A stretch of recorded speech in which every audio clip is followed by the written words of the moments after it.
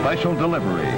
The delivery of that which is uncommon, exceptional in character, different from others. Special delivery. Army Air Forces style is designed for a particular function, but unlike other highly specialized functions, is not limited in range, aims, or purposes. During times of war, air power is war power, as destructive as is necessary to destroy the enemy, but AAF planes, large and small, have more than destructive power. They have constructive power greatly beneficial to the nation. Thus, in times of peace, air power is peace power.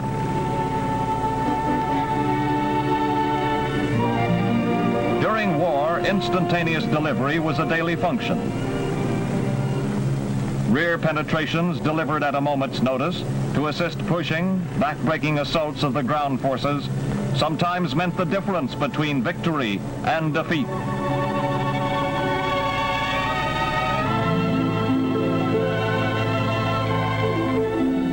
But AAF special delivery is not confined to war. Disrupted communications broken by the ravages of nature are immediately replaced, no matter how difficult the terrain. This same airplane was called upon to assist the late General Patton maintain the astounding speed of his history-making drive through Europe. Yet at the same time, in other parts of the world, the C-47 airplane was dropping food and medical supplies to men marooned in impenetrable regions. The size of the aircraft helped, not hindered, the different calls for delivery. A small aircraft could use landing areas impossible for use by larger aircraft. One of the great accomplishments of the little Cub was the ferrying of wounded from isolated outposts. Flying over jungle or water. The long-range hospital planes that gave medical attention as well as transportation to suffering men. Airline routes for peacetime were pioneered by the famed Air Transport Command's War Special Delivery. The formidable flying fortress that brought fear to the hearts of the enemy carried serum over the great ice expanse of Alaska. Helicopters, never used as combat planes, penetrated areas where even the small Cub could not enter and made on-the-spot landings to deliver everything from secret pouches to babies. The Tokyo-famed B-25 Mitchell, one of the outstanding planes of the war, is now fighting for health. Instead of bombs, the B-25 now sprays DDT over large areas in a very short space of time and on a moment's notice. Epidemics can now be prevented or stopped suddenly. These gliders help to bring the free peace we now enjoy. In the peaceful future, they again will be working for you in various ways, detaching freight gliders along a regular route, just as freight trains now drop off cars at way stations. Your Air Force is continually developing new and more astonishing aircraft. The XF-12, a new photo reconnaissance ship. The XP-84, a new fighter craft with speed and punch.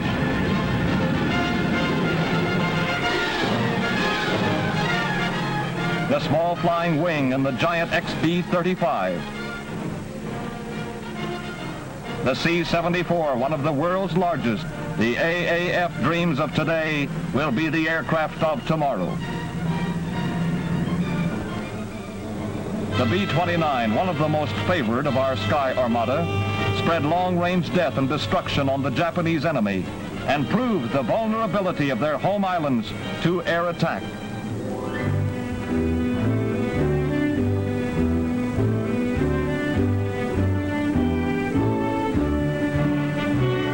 History was made at Hiroshima and Nagasaki when the B-29 dropped the first atom bombs. After the Japs were brought to their knees by this stupendous attack, the B-29 continued its history-making career by flying non-stop from Tokyo to Washington, D.C., accomplishing one of aviation's great feats. Special delivery of America's historic achievements was the destiny of the B-29. for the Army Air Forces next committed the giant B-29 Armada to science. Never before had such a mighty target been assembled beneath a bomb site. 73 ships in a 5-mile area. It was a bombardier's dream target.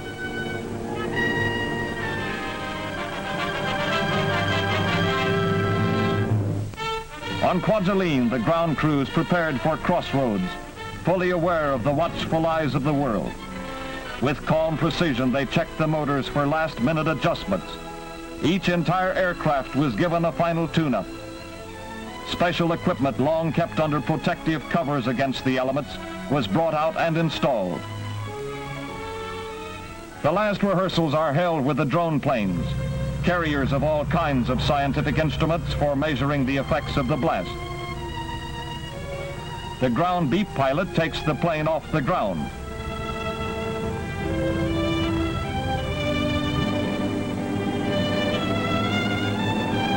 The beep television control in the mothership takes over for the maneuvers.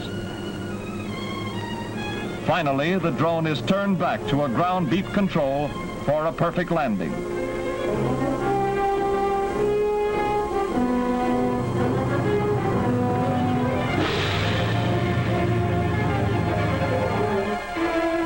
The mighty A-bomb was carefully loaded into Dave's Dream, the ship chosen to carry and drop the bomb. Constant guard was maintained and loading activities were carried on behind canvas screens. Aboard the target ships, last-minute preparations were also underway. Animals of various kinds were readied for tests to tell what effects the bomb had on living things. The sheep, first sheared, are then covered with ointment as protection against flesh burns. The effects of the bomb on these animals, while not conclusive, will furnish many clues as to the effect on human beings. Leaving their ships, many of them for the last time, crew members boarded barges bound for the observation fleet and safety.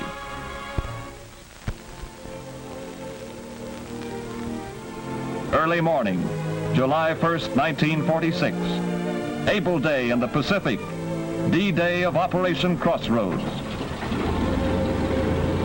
One of the world's largest aircraft, carrying a tiny particle of atomic energy, speeded down the runway for science. AAF special delivery of man's most terrible secret, a delivery timed to the split second. Scientists, statesmen, military men, and John Q. public all over the world had turned their eyes toward Bikini. Many precautions were taken to prevent injury to the personnel. All men of the observation fleet were warned against exposing their eyes to the flash following the burst. To give further protection against flash exposure, black-lensed Air Force gunner's glasses were provided for those whose duty necessitated watching the burst. Youth and years of scientific study combined to test the power of the atom. Young men with war-tempered nerves, steeled in battle, awaited coolly for bomb away. Learned scientists awaited tensely below to study the effects. As the metronome ticked away the eventful seconds, the world in questioning suspense waited. Unspoken was the question, what will happen?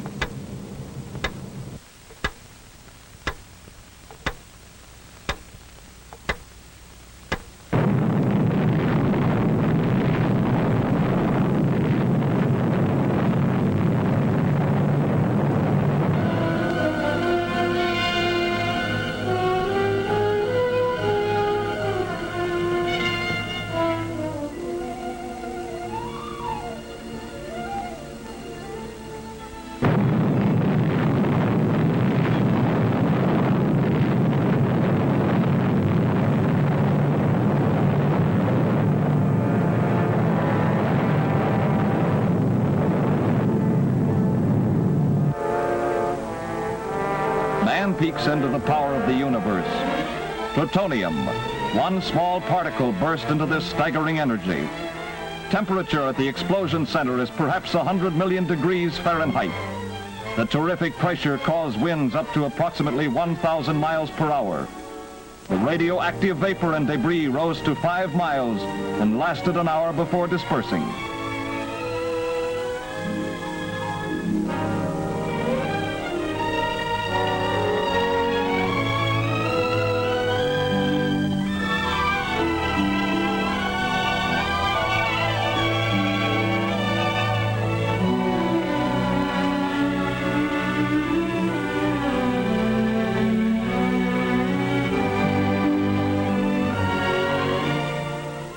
The inspection and salvage fleet moved cautiously toward the target area, testing for radioactivity with Geiger counters.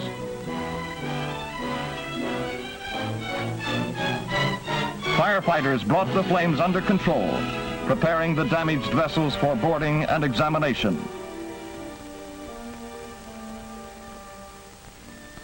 Scientific instruments were removed from the ships and given to the laboratories for careful study. X-ray and high-speed atomic particles, both deadly types of radioactivity, were discovered. Heavy damage was sustained by a large part of the target ships. The Saratoga was severely hit. The Jap cruiser Sakawa was damaged so badly that it later sank.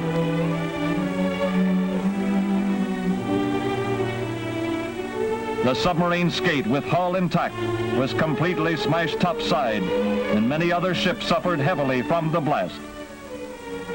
Probably no fleet will ever again be gathered so conveniently for an atomic attacker, but neither would an aggressor nation use only one bomb. Bikini will answer many questions. The answers will pave the way for more questions.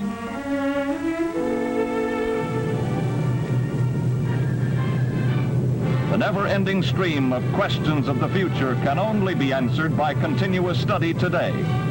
Science seeks through research and development. Your air forces in war led the world in war power. Today, in peace, it leads the world in peace power.